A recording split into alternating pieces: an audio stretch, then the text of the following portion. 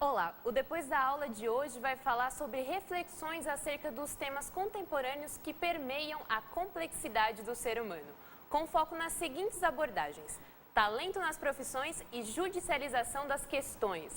Queremos agradecer a presença de todos que estão aqui no estúdio, da nossa magnífica reitora professora Sara Pedrini Martins, pró-reitores, diretores, acadêmicos, coordenadores, plateia e a você, que está nos assistindo pelo nosso canal do YouTube. O Depois da Aula começa agora. Bom, gostaria de agradecer também a presença do doutor, Doutor Antônio Dionísio, que está aqui para falar sobre essa discussão de judicialização. E para iniciar essa discussão, gostaria de perguntar para o senhor, atualmente, tudo o que acontece no país acaba sendo encaminhado ao Supremo Tribunal Federal. Mas tudo se tornou judicializado, não é mesmo? Doutor, afinal, o que é justiça? E a mesma necessidade de tudo ser decidido no STF? Inicialmente, como bom aluno do direito, nós aprendemos que a saudação é fundamental para o orador. E eu aprendi, inclusive, isso com o finado Jânio Quadros, numa obra que ele fez, em que ele tratava da comunicação social. E ali ele nos ensina como é que nós temos que nos dirigir, especialmente para vocês do direito, como é que nós devemos enfrentar um público, como é que nós devemos nos postar num lugar público, porque a palavra do ser humano, especialmente do advogado, é um instrumento muito forte. E é preciso que essa palavra seja usada sempre de forma moderada, objetiva e eficazmente. Então, quanto à pergunta, eu diria que nós temos dois institutos que trabalham essas ideias, especialmente as ideias modernas, contemporâneas, no que tange essas expressões novas, liberdades homoafetivas, o problema do racismo, o problema da religião. E nem sempre há uma regra que discipline esse tipo de comportamento.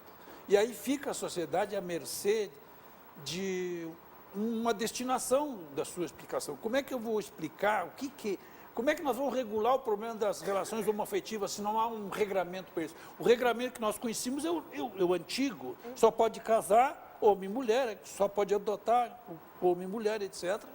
Mas existe um instrumento que se chama ativismo judicial, que leva essas questões para o Supremo Tribunal Federal. E lá saem as regras.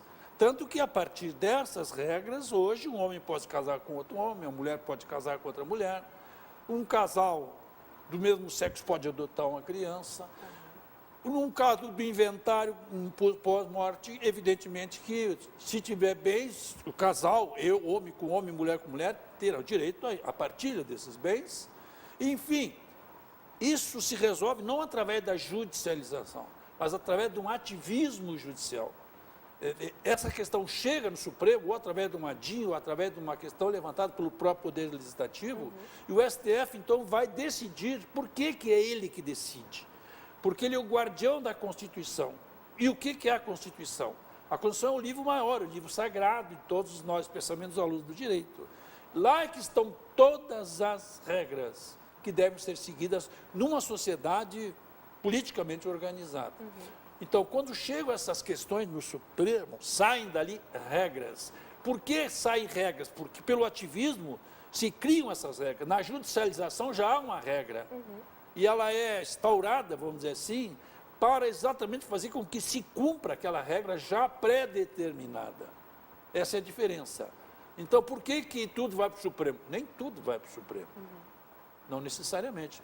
Por exemplo, para os processualistas aqui presentes, para os que gostam do processo, só sobe os recursos criminais para o Supremo quando se tratar de matéria eminentemente de direito. A matéria de fato não sobe, porque o tribunal ordinário é que vai regular essa matéria de fato. E tem uma súmula de número 7 que veda que subam esses recursos especial e extraordinário para o Supremo ou para o STJ para discutir matéria de fato. Ou seja, exaure-se o exame da matéria de fato nos tribunais ordinários, seja no TJ, quando é matéria de competência do Estado, seja no TRF, quando se trata de matéria de competência federal. Em resumo, nem tudo sobe ao STF. Nem tudo. Nem tudo. Alguma coisa sim. Exatamente quando há esta lesão a uma Constituição, por exemplo, direito da mais ampla defesa, num processo. Todos nós sabemos, especialmente no segundo semestre, daqui a pouco mais vai saber, né? O direito da mais ampla defesa, o que é? O cidadão é acusado pelo Ministério Público e ele tem o direito de se defender. Ele não tem que provar que ele é o inocente. Quem tem que provar que ele é o culpado é o Ministério Público. O ônus da prova é do MP. Então, nesse caso, se houver alguma lesão, por exemplo, a defesa pediu para produzir uma prova e o juiz indeferiu. Aí ele é condenado porque a justiça não definiu aquela prova. Aí o advogado dele recorre e já faz o que se chama de pré-questionamento ao tribunal, mostrando que houve uma lesão a uma questão constitucional. Qual é? Direito à mais ampla defesa. Aí o tribunal ordinário, se mantiver a decisão, vai caber em cima deste acordo um recurso extraordinário, cuja questão já foi pré-questionada, ou seja, a lesão a uma matéria de direito, que é direito à mais ampla defesa. Aí vai para o Supremo, e o Supremo é que vai definir isso, porque é ele quem é o guardião da Constituição Federal. Aí vai para uma das turmas do Supremo e eles vão examinar. Realmente houve aqui uma lesão ao direito à mais ampla defesa. Então, temos que anular a partir daqui. Então, volta o processo lá para o juiz do interior ou da capital e recomeça tudo a partir desta lesão. Faz tudo de novo. Por quê? Porque houve aqui uma mácula ao direito à mais ampla defesa. Então, você que está em casa assistindo, pode perceber que há uma complexidade muito grande neste assunto, né? E nós não poderíamos deixar de trazer aqui para o programa alunos de Direito e também de Jornalismo. Estamos aqui com a Graziele, que é aluna de Direito, com o Paulo, que é aluno de Direito também, o outro Paulo, que é aluno de Jornalismo, e a Ana Beatriz, de Direito também, que vão fazer pergunta para completar a discussão, como também a plateia vai estar disponível para fazer perguntas para o doutor. O problema está aqui, então. O problema está aqui. E aqui também, né? Aí também, meu Deus. Seguindo a discussão, doutor, continuando com judicialização, o senhor acredita que a enorme divisão partidária no Congresso Nacional é responsável pelas paralisias decisórias de questões legislativas, o que levaria à judicialização da política? A judicializar a política, eu não diria bem, não seria um termo correto, né? Judicializar. O que nós temos que judicializar é o comportamento dos políticos. O que está ocorrendo hoje, de sobejo, seja em Curitiba, seja no STF, porque os comportamentos de alguns políticos, porque tipificaram uma infração penal, está sendo objeto de processo crime. E através desse processo crime vai saber. Quem tem foro privilegiado, me parece que tem uma pergunta nesse sentido, vai responder junto ao STF, dependendo da estatura desse poder, né? E quem não tem, ou já teve mesmo assim, vai responder lá em Curitiba, porque há uma conexão, tem que haver essa conexão dessas infrações com a Lava Jato. Se forem comportamentos independentes, eles não serão instaurados em Curitiba os processos, mas sim conforme o lugar da infração. Se a infração for em São Paulo, como já houve aqui, vai ser em São Paulo. Se a infração for em Brasília, vai ser em Brasília. Tanto faz ser ex-político como aqueles que não têm foro especial. Pode ser o motorista dele, o secretário dele. Se for político, ao tempo do processo, que tem uma expressão latina que diz tempus regit actus, o tempo rege o ato. Se ele é deputado federal, ele vai responder em Brasília. Se ele é governador de estado, ele vai responder em Brasília. Na ativa. Se ele é como aconteceu agora, prenderam 2 governadores em 24 horas aí, né? 2 ex-governadores. Se ele é governador, mesmo que o fato tenha sido antes dele ser governador, mas se ao tempo do processo ele é governador, ele vai responder como tal. Junto a um tribunal superior, não no tribunal ordinário, que seria o TJ, Tribunal de Justiça, ou o TRF, Tribunal Regional Federal. E então, judicializar os partidos, eu não diria assim. Agora, tem que judicializar como está acontecendo, né, com ex-políticos e com os políticos também, são essas ações penais, né, que estão acontecendo, instauradas pelo Ministério Público, que é o órgão que detém o poder público de denunciar as pessoas quando a ação é pública, incondicionada, Se for político, então, seria um dos tribunais, o STJ ou o STF, e se não for político, ao tempo do processo, vai ser de acordo com o lugar da infração. Você, Grazi, gostaria de fazer uma pergunta para ele? Boa noite. Eu queria perguntar sobre a segurança pública. A segurança pública deve ser restrita da Polícia Civil e Militar? Nós temos um enfoque, me parece, totalmente errado, equivocado. Quando nós pensamos em segurança pública, vem à nossa mente duas figuras, a Polícia Civil e a Força Pública. Não, aí seria uma covardia que ele transferir para a Polícia e para a Polícia Civil e para a Polícia Militar a responsabilidade pelos delitos. Não, nós temos que voltar no tempo e descobrir lá o tempo de quem era o pai, quem era a mãe, quem é o pai, quem é a mãe. Os Rotary Club, as instâncias informais, sindicatos, agremiações, associações de bairro, eles também têm corresponsabilidade na segurança pública. O que acontece? Acaba a segurança pública que nós conhecemos, está só trabalhando em cima do efeito. E a causa? A causa continua sem casa, sem comida, sem pai, sem mãe, o pai é bêbado, a mãe é prostituta. Por que nós vamos querer que saia daí um gênio? Não sai gênio nenhum. Tem gente comendo lixo por aí. Criança com 2, 3, 5, 10 comendo lixo. Como é que nós vamos transferir o problema só para a brigada? Digo brigada porque lá no Rio Grande do Sul é brigada. Para a Força Pública e para a Polícia Civil. Ou aumentando um pouquinho para a Justiça Criminal. Não é assim. Os efeitos é que serão tratados nesta esfera. Agora, as causas vão continuar as mesmas, vão continuar cada vez maiores, e aí não dá, não tem como. Ainda mais que se agrega tudo isso num sistema penitenciário totalmente falido, arcaico, do século do obscurantismo. Não há a menor condição de alguém que vai para um presídio seja educado de acordo com a Lei 7210, ou seja, recuperar, ressocializar para reinserir. Tem gente que nem socializada é.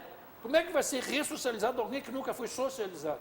E o que é socializado? Eu tenho uma casa para comer, ter o pai presente, a mãe presente, e um colégio para estudar. Aí quem nunca foi socializado vai ressocializar. Mas como é que vai ressocializar alguém que nunca foi socializado?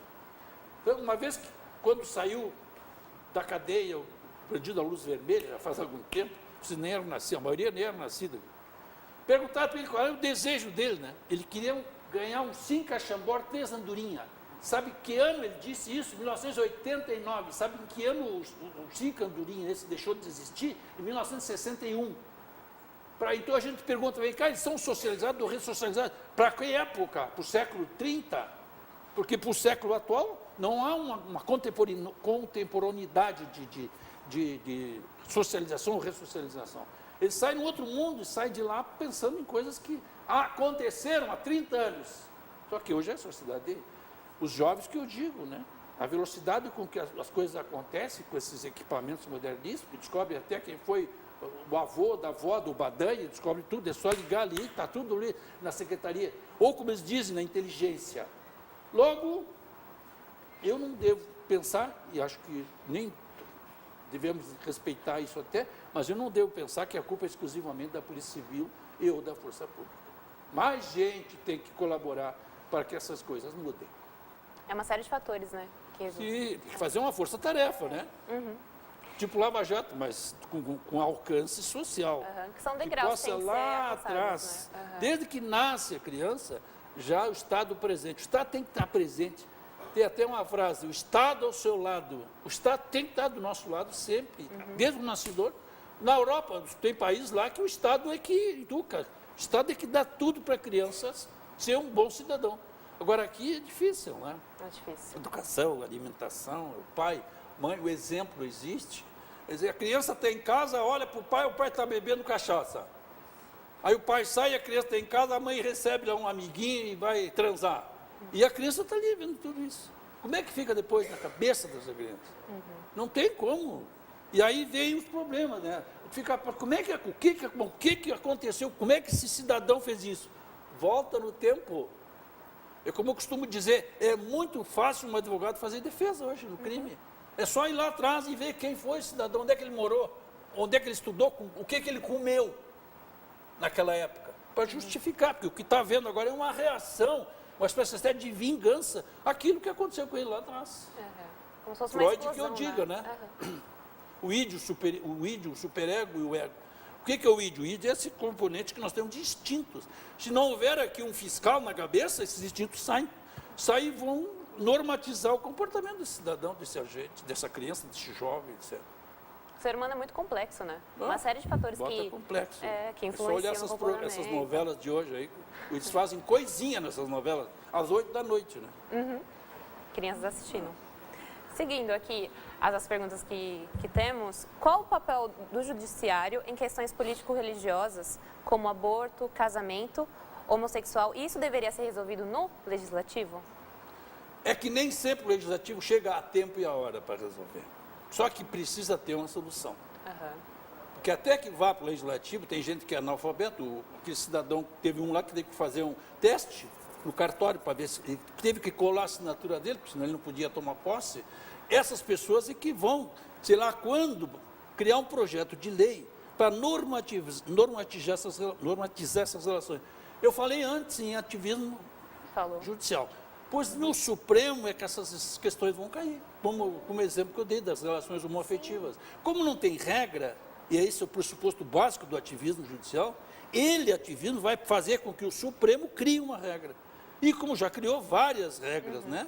Esse dia proibiram, a partir de não sei quando, a tal de vaquejada. O Supremo proibiu. Porque haveria maus tratos aos animais, etc. Não tem uma regra específica. Então o Supremo criou essa regra. É proibida a vaquejada. Não pode mais matar boi, vaca, etc. em praça pública. Agora vamos à pergunta da plateia, por favor. Boa tarde. Ai. Tá ligado? Boa tarde, tudo bom? Doutor Vai Janice. devagar, né? A minha pergunta é a seguinte, a Lava Jato trouxe à tona o julgamento de pessoas públicas e isso criou uma comoção muito grande na população como um todo. Eu queria saber como que essa comoção pode influenciar no julgamento dessas pessoas públicas e se isso é positivo ou negativo, na sua opinião. O trabalho da Lava Jato? Não, a divulgação do julgamento de pessoas públicas para a população como um todo e a comoção que isso causa na população, essa discussão que a gente vê todos os dias. Tem duas coisas em se tratando de comunicação que a autoridade policial, o Ministério Público, o juiz devem observar. Uma coisa é a divulgação, a publicidade, outra coisa é usurpar disso. A publicidade, ela é imprescindível em determinados momentos. Por exemplo, o réu está se achando prejudicado num determinado processo, lá no Amazonas, por exemplo. E ele quer que a imprensa esteja presente para que não haja nenhuma arbitrariedade. Aí ele pede para o juiz, e o juiz convoque a imprensa vai estar presente lá para ver se aquele julgamento realmente vai ser realizado de forma transparente. A outra coisa é abusar do rosto, da imagem da pessoa que é protegida por lei. Tanto que nós podemos entrar na justiça e buscar indenização pela exposição da minha imagem, se eu não autorizar. Aí vem direito de imagem e outras consequências. Logo, e aconteceu até um exemplo, eu vou registrar, porque às vezes o fato marca muito mais do que alguns conceitos. Eu estava numa audiência em Porto Alegre com relação a uns vigilantes particulares lá que criaram uma espécie de unificação. Eles combinavam as citações públicas, etc. E na primeira audiência, naquela época o interrogatório era a primeira, agora o interrogatório é a última peça, nós estávamos na antessala e chegou o pessoal com uma câmera, o homem luz, aquele e tal, e ficaram de ficar comigo, vou me incomodar hoje. Aí o seu juiz apregou, nós entramos, e eles entraram e ficaram bem no cantinho lá, os teus futuros colegas aí, ficaram bem no cantinho lá. Aí eu fiquei bem na mesa central, porque os meus eram três réus, seriam primeiro interrogados, e eu tinha que estar ali na frente. Quando eu senti que o cliente meu ia começar a falar e ia se levantar, eu digo, excelência, é uma questão de ordem. Peguei o microfone para registrar. Eu não vou admitir de forma alguma que haja aqui o escrache, é um termo meio pejorativo, dos meus clientes. Eles não vão televisionar os meus clientes aqui. E se Vossa Excelência determinar que eles não saiam, nós vamos sair, o senhor não vai interrogar os meus clientes. O juiz registrou e mandou eles saírem, claro, porque eles iam fazer o quê? O escrache, ia sair no jornal das 7 horas, aqui deve ter outro jornal às 19 horas, ia sair o escrache deles, a fachada deles na televisão, às 19 horas. E sabe quem é que paga isso? Os filhos do colégio. Ah, o teu pai é ladrão, o teu pai é estelionatário, o teu pai é vigarista. Quem é que não vê hoje? Quem é que essas notícias correm que nem espoleta, né? Que nem pólvora. Então, isso é um direito que tem o réu, de não ser escrachado. Isso é uma coisa. A outra coisa é quando há uma consciência social do interesse pela investigação. Vamos imaginar que o Moro não tivesse feito nada disso até hoje. Será que existiria a Lava Jato? O que ele tentou fazer? Ele quis trazer a sociedade para o lado dele, para que ele tivesse força, que ele sabia que ia pegar só nego bom, desculpa a expressão, só nego bom, né? Então ele trouxe a sociedade e passou a divulgar, ou autorizar a divulgação dos fatos comprovados e do envolvimento dos autores daqueles fatos. Isso eu vejo como normal, porque a Constituição até assegura quando há o interesse público na divulgação. E tanto houve, que se a Lava Jato ainda prossegue, é graças a essa participação da Lava Jato, da Força Tarefa, Polícia Federal, Procurador da República e do juiz. Se não fosse assim, eu não sei como é que nós estaríamos. Eu acho que esta é a verdadeira participação ou utilidade da divulgação da publicidade dos atos judiciais. E aí, Paulo, ficou instigado a fazer uma pergunta para ele? Você como comunicador aí... Pensa bem. Eu queria perguntar, na sua opinião, qual o papel, como que a imprensa está divulgando esse caso da Lava Jato? Você está sendo imparcial, está sendo parcial? A imprensa? Isso. Pois é, aí é outro departamento, né? Nós vimos aí que vários atores, atrizes e etc., não sei por que razão, apoiaram o pessoal esse que está preso, né? Continuam apoiando até hoje, não sei se porque eles recebem alguma remuneração mensual. Agora, eu não sei até que ponto isso trouxe algum prejuízo para alguém. O que se nota é que há, sim, um assintoso apoio a esse pessoal. Eu não sei se é por causa do Ministério da Agricultura, que distribui, às vezes, verbas para fazer programas em teatro, em cinema, etc. E, às vezes, essas verbas não ganham o destino que devesse ganhar. E todos nós sabemos o que houve esses dias aí, quase que até foi divulgado, que lá no Rio, especialmente, e em outros estados, essa verba do Ministério da Agricultura não ia para o destino. E já tem gente até presa em consequência disso.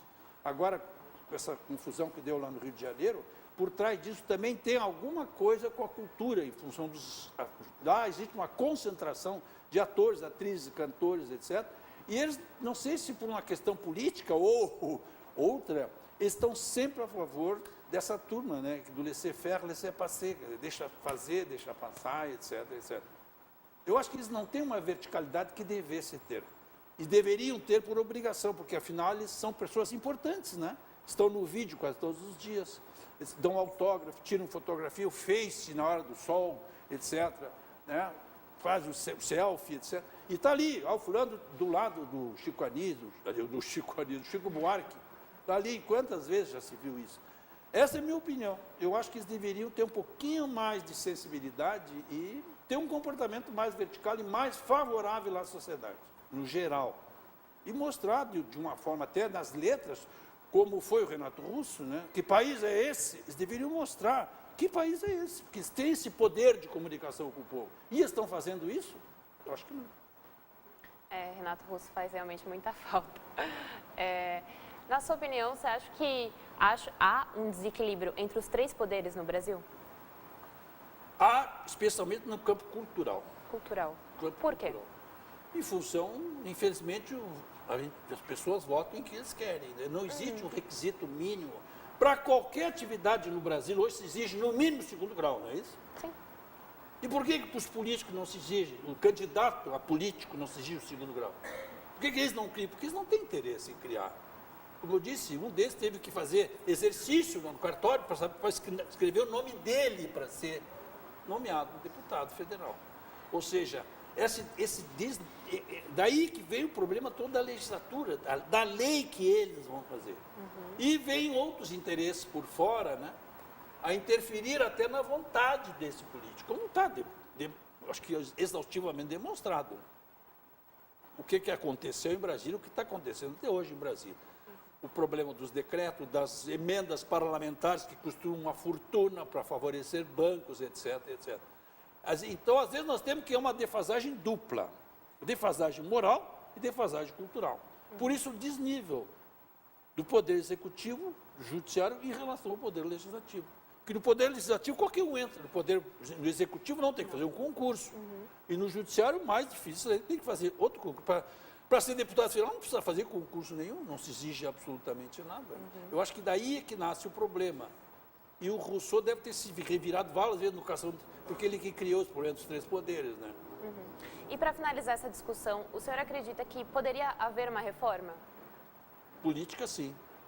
Mas uma reforma isenta, imparcial e com consciência, para que a coisa pública seja realmente tutelada. O que quer dizer república? Vem do latim res publicae, coisa do povo. Então, para administrar coisa do povo, não pode ser qualquer um.